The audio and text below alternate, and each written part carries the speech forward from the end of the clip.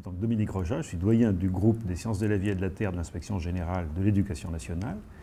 L'Inspection générale, c'est un corps de conseillers du ministre un peu spécialisé discipline par discipline. Donc moi, je m'occupe des sciences de la vie et de la terre, c'est-à-dire en somme, je m'occupe de la façon dont on remplit avec les sciences de la vie et de la terre les possibilités horaires que nous confie le ministre et qu'il a définies dans le cadre du nouveau lycée. Voilà, c'est à ce titre que j'interviens ici, et peut-être plus précisément parce que le ministre a confié cette année à l'Inspection générale la présidence des groupes d'experts qui ont rédigé les programmes.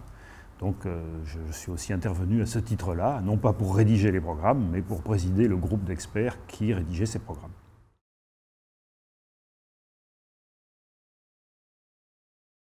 Alors, les axes de création sont des axes de plusieurs ordres.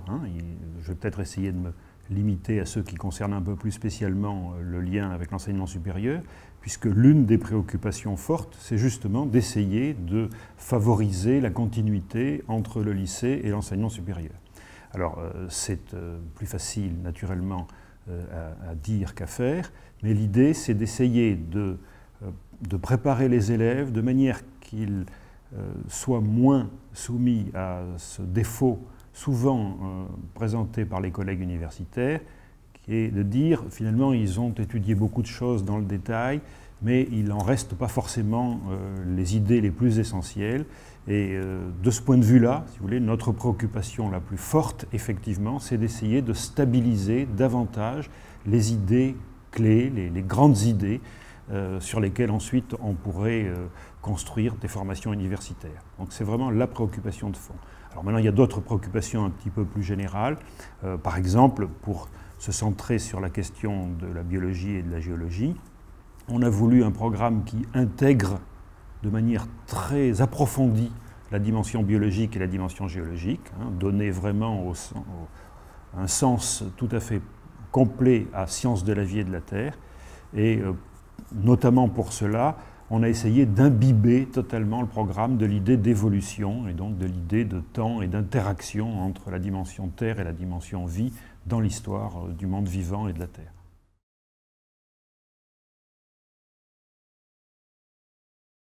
C'est incontestablement plus mélangé si on regarde le mélange entre la dimension sciences de la Terre et sciences de la vie, encore que le mot mélange n'est peut-être pas tout à fait le plus approprié. Je dirais plutôt on essaye d'intégrer davantage les choses plutôt que de mélanger. Mais évidemment, quand on a un chapitre en première sur l'histoire du concept de tectonique des plaques, ça reste quand même vraiment des sciences de la Terre. Donc c'est un mélange ou une intégration qui ne va pas jusqu'à diluer les contours et jusqu'à rendre inintelligibles les grands repères. Au contraire, le but est inverse.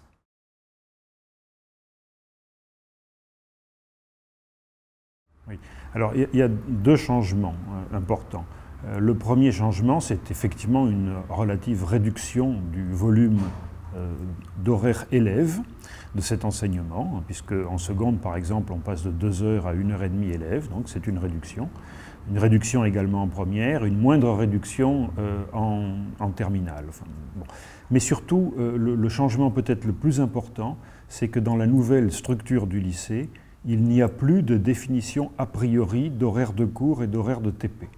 Et c'est donc à l'échelle de l'établissement, à l'échelle des équipes pédagogiques, que le ministre a souhaité que se définisse l'organisation précise de l'enseignement. Donc la seule chose qui est définie maintenant nationalement, c'est un horaire élève.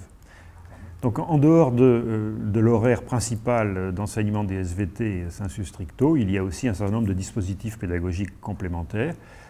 Je veux parler notamment de l'accompagnement personnalisé, qui est un horaire qui est à la disposition des équipes, où on peut faire des choses extrêmement variées, qui peuvent être, suivant les cas, soit vraiment du soutien à des élèves qui seraient en difficulté, soit quelque chose de plus ouvert, sous la forme d'études, de thématiques, de relations avec un laboratoire, de préparation à l'orientation vers l'enseignement supérieur en fonction des projets des élèves.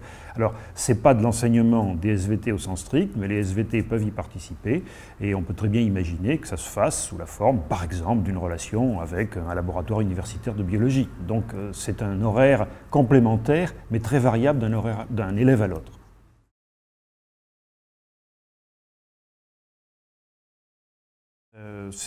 en tout cas, c'est le souhait. On verra après si le but est atteint. Disons que, en termes de structure de la connaissance, c'est un petit peu ce que j'essayais de dire tout à l'heure quand je parlais des grandes idées.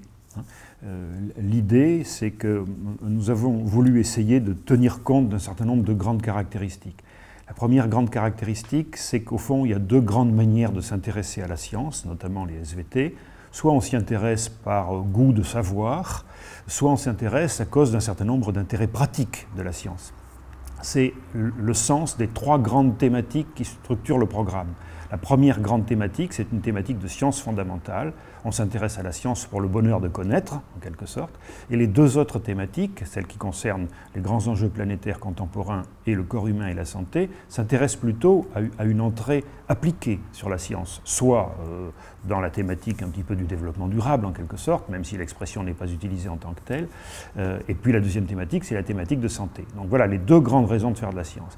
Maintenant, on a aussi comme préoccupation de tenir compte du fait que nos élèves ont besoin, si l'on veut stabiliser les choses importantes dans leur tête, que ces choses soient des choses qui soient vues et revues au long du cursus. C'est pour ça que ce programme a ceci de nouveau, qu'il essaye de revenir sur les thèmes en les approfondissant d'année en année, de la seconde jusqu'à la terminale. Et c'est bien dans l'idée, dans l'espoir, qu'on arrivera ainsi mieux à stabiliser les essentiels dans l'esprit des élèves, quitte peut-être d'ailleurs à sacrifier le luxe de détails mémorisés, mais l'impression qu'on a, si vous voulez, c'est que non seulement la connaissance change, mais le mode d'accès des jeunes à la connaissance change aussi. Il y a une forme de disponibilité de la donnée qui évolue.